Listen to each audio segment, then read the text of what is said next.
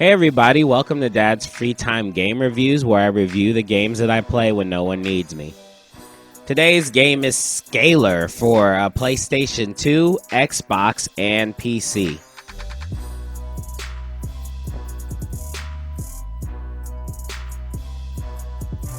Scalar is pretty much a copycat of all the games during this era that makes this era great.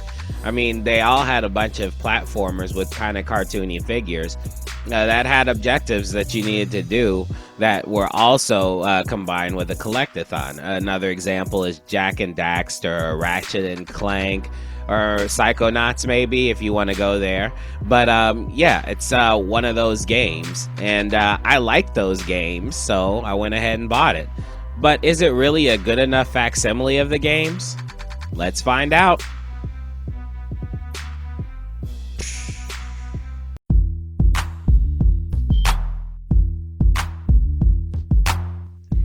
All right, if you want to watch the ending of Scalar, is on the last episode of the playthrough called The Final Boss Takes a While.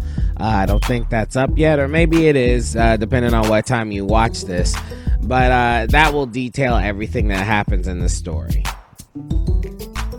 So Scalar is a story about a dude named Bobby Jenkins, who is a lizard activist. And he's 12 years old. He basically does crap like free lizards from cages, and he's generally just annoying to anybody who might be doing something bad to lizards. It's very vague, but apparently Bobby stumbles into this plot in which this super dude Luger, super lizard Luger from a different dimension, comes to the Earth dimension and with other lizard cohorts in order to collect lizard eggs to bring them back to their dimension, genetically modify them into super soldiers, super lizardy soldiers, and then bring them back to the Earth dimension so they can take over that dimension. Okay, that's the story that Bobby Scalar Jenkins gets hooked up into. While he's doing his lizard philanthropist work, apparently the lizards catch him by way of one lizard named General Bootcamp. And they take him to a basement and they start interrogating him like he's a prisoner of war or something. You know what I'm saying? They get him on some electric chair and then they just start zapping him, you know? But this isn't just any electric chair. It just happens to be some weird lizardy electric chair. Like, they can't do anything without the whole lizard idea. So every time they zap Bobby Jenkins, he somehow gets turned more into a lizard. All right, and then when he gets zapped one final time, he really does turn into a lizard. And somehow him getting zapped also opens a dimensional portal, and then he goes into the dimensional portal, and now he's in the lizardy land, ready to stop Luger and all of Luger's cohorts. That's the story. Okay? Yeah. Now, the story was straight up bad. I mean, not like the worst story I've ever seen ever, but it drags on. It's like a silly putty or a piece of bubble gum, right? It seems like it has some substance, but then the more you stretch it out, the thinner it gets in the middle. You know what I mean? I like that analogy. But anyway, they had no place to go with the story, and it seemed like they had put a lot of their resources into trying to make the game, as good as possible. So, what you get is a very bare bones story that I just completely explain all the way. The story doesn't really continue until you get to the end, otherwise they just kind of throw people in your way and stuff like that. But the worst problem with this story is that they added this dude named Leon, right? Scalar runs into Leon fairly early in the game, like in the middle of the very first level, and finds out that Leon has goals that align with Scalar. So Leon tells Scalar exactly what Scalar needs to do to stop Luger, okay? The big cheese, the big lizard. But the problem is that they go through the whole game together, and they have several scenes in which they talk with each other. And number one, Leon's character design is horrible. It's Hesslick, it's bad, okay? He just looks like a piece of crap with a big old chin. It doesn't make any sense. And number two, the camaraderie between Scalar and Leon was it was cringeworthy at best. I mean, they had these conversations and they moved the story along, whatever story there was. But to try and give them a lighthearted feel, Scalar basically had an issue with Leon, and he would take these jabs at Leon that were worthy of a 4th grade level. Not even a clever 4th grader. You know what I'm saying? And they were just horrible. Like, dude, no, stop running your mouth. You have a plan to get it? I'll think of something. Oh. What? You're thinking, right?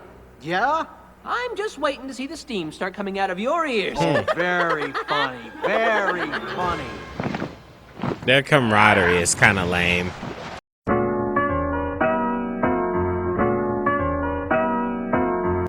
All right, now that that's done, because I didn't play Scalar for the story. The moment I saw the story, I knew it wasn't gonna be that good. I would like to mention that the art style of this world is pretty awesome.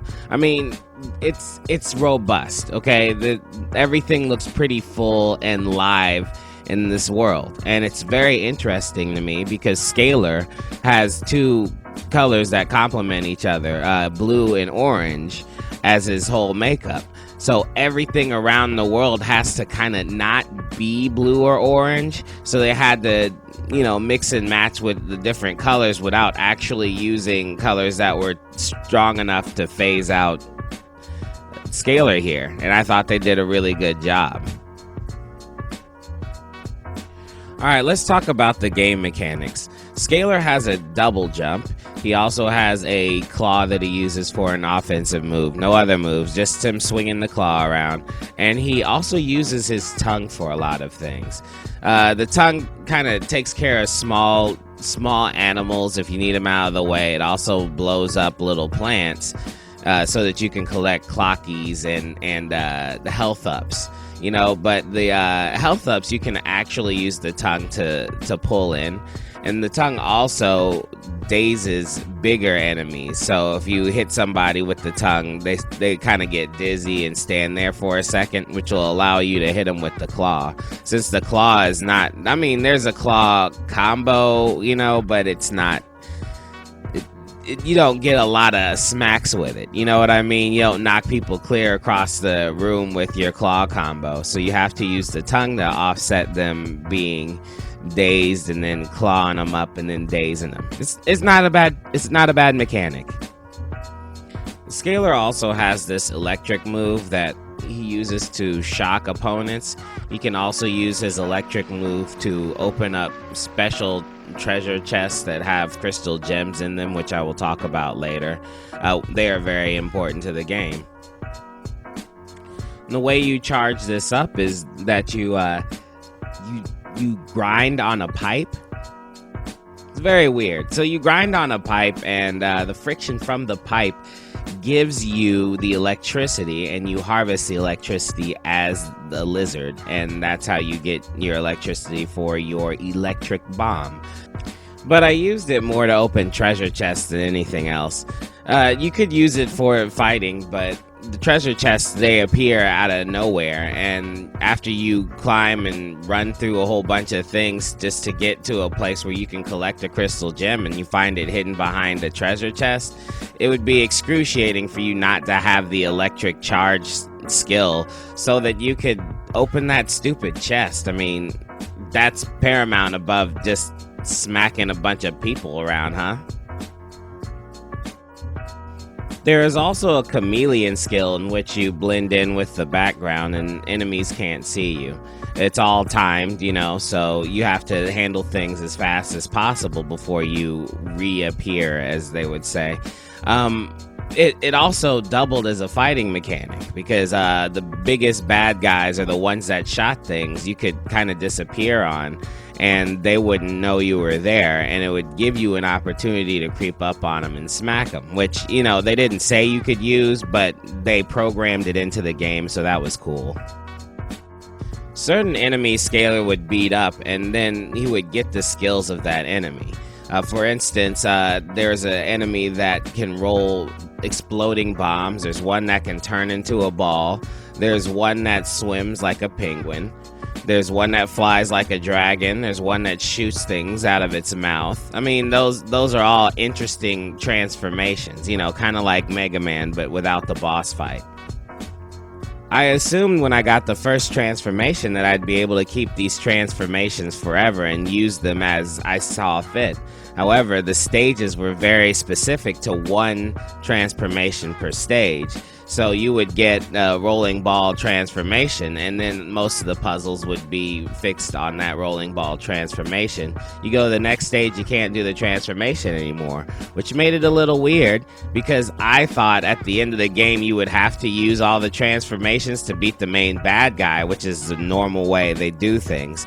But, you know, once I knew that they won't combine the transformations at all, then I knew the end bad guy wouldn't be about transformations at all anyway. The game doesn't seem to be centered around it.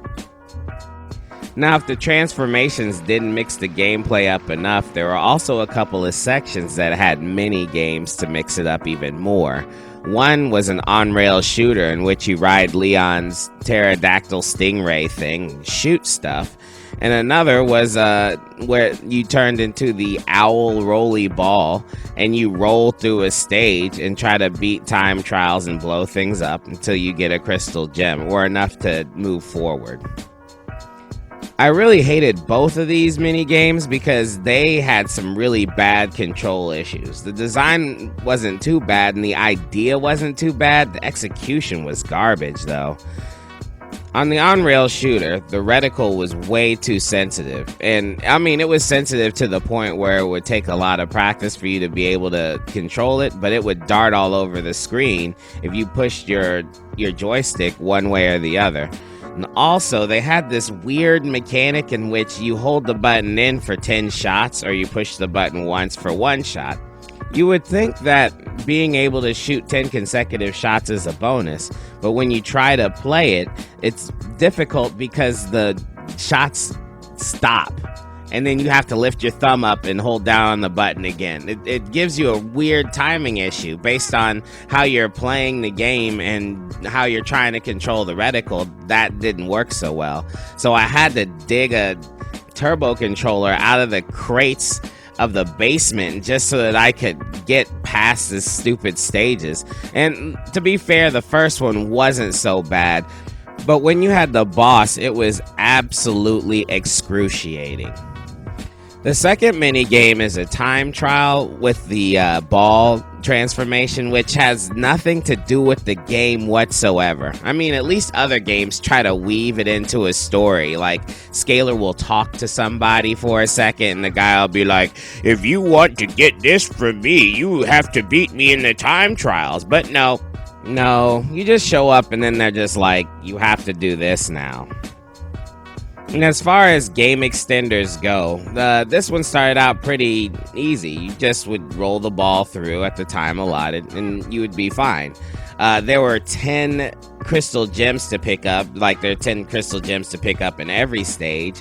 So, getting 5 of them would give you a pass, and you'd move along. The only problem was I found out that you need all the crystal gems in all of the stages in order to get the good ending. And I wanted to get the good ending for you guys in my Let's Play, so I had to go back and finish what I started, which is fine. But then all of a sudden, those time trials turned into hell on earth. I mean, there's one time trial that I barely made it, like under a second, and I had to keep going to the internet to see what other people did, because my way wasn't fast enough. You know, there were so many different things that could mess with the rolling ball that you would just get all screwed up. And on top of that, the control on the ball was so horrendous that it just became like this big cluster screw of things. Now, my big complaint is that there are games that are difficult and there are games that you can play leisurely, but the two shouldn't mix up, okay? Unless you choose to make things harder.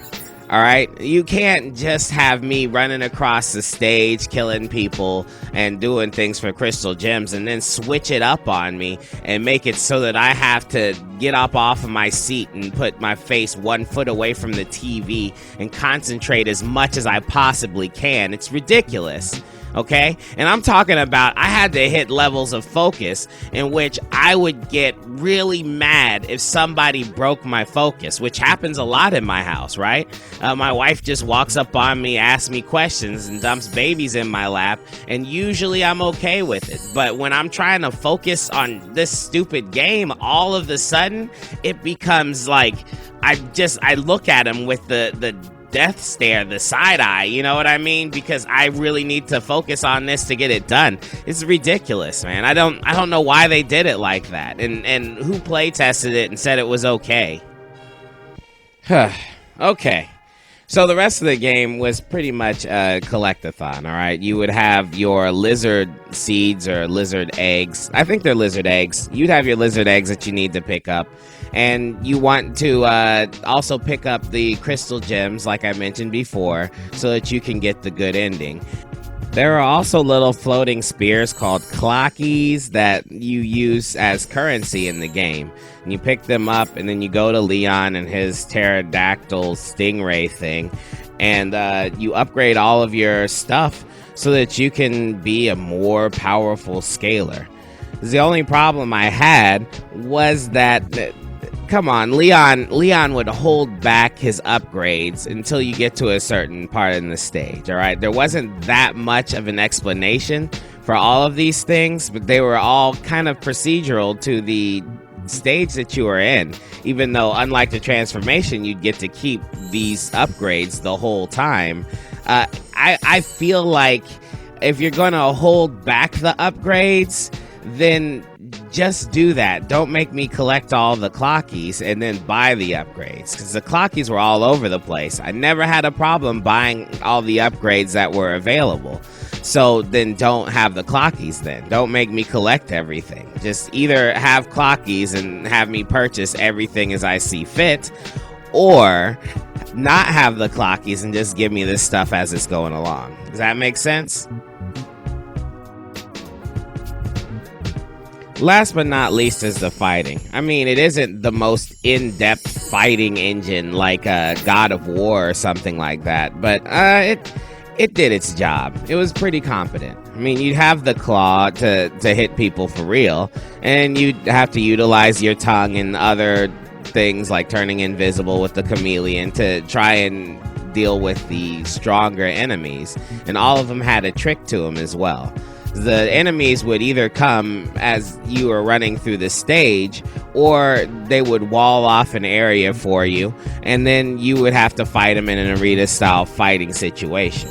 Both of which were actually excellent. Like, I had absolutely no complaints with the fighting system at all. Well, I did have a little bit of complaints because sometimes the camera would make the bad guys disappear, and then you would have to work intrinsically on timing. But other than that, everything was okay.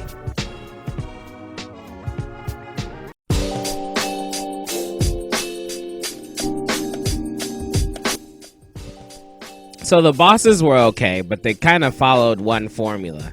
If the boss was flying, it sucked. If the boss was on the ground, it was fun. Okay, most of the bosses that I had on the ground were way easier than I thought, and I must be getting better at this because I see the weaknesses in these bosses a little too fast, and I beat them. You know, I'm not getting harmed with these types of bosses, and that's fine. You know, I don't like boss fights anyway. I really don't like it when they take too long.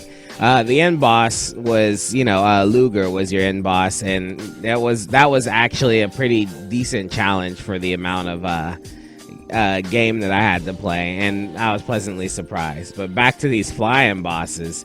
The second flying boss was the dragon boss, and that one I had a problem with because the camera gave me like a depth perception issue. Like I couldn't figure out where I was standing for the pattern, because he like shoots out rocks or whatever, and I'm supposed to hit it back to him, but I was having a really hard time understanding where I was in three-dimensional space, and because the bird kept flying around, it would move the camera constantly, so that wasn't fun.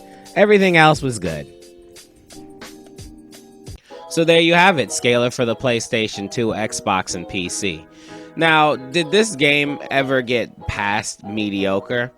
Not really. However, that's good enough for me. I like these games, so it's not really gonna bother me. The more of these, the better. It's kind of like when there's a rapper you really like, only comes out with an album once every 3 years.